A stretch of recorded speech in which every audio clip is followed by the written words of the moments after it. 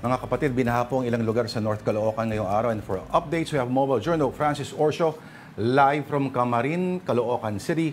Francis. Yes, Lord.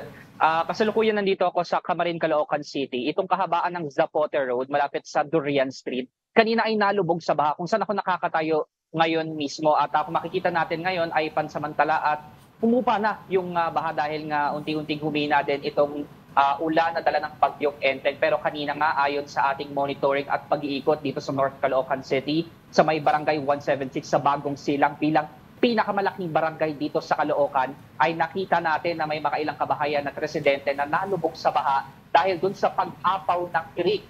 At makikita nyo nga dyan sa pina-flash nating video na may ilang ding malalalim na bahagi ng Barugo Street o yung mismong main road o manahing daanan papasok at palabas ng pagkakita.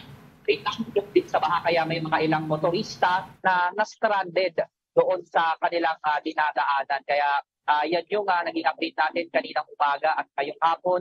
Patuloy naman yung pagbaba ng tubig sa mga ilang binahang lugar at inaasahan nga natin na yung ilang mga residente naman na nalubog sa baha ay nasa evacuation centers na ngayon.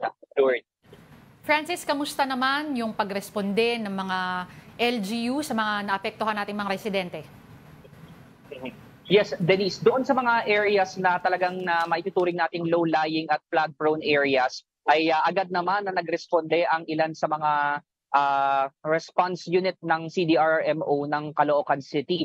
At sa ngayon, nasa ilang paaralan sila na itinayo nga bilang evacuation centers. Pero bukod doon, nagsuspende na rin naman ng pasok sa pampublikong opisina at pati sa tanggapan ng pamahalaan ng lokal na pamahalaan ng Caloocan City. At bukas din ang mga barangay health centers para doon sa mga mangailangan ng tulong pang-medical. Denise. Alright. Maraming salamat sa ulat mo at ingat ka. Ang ating Mobile Journal, Francis Orsio.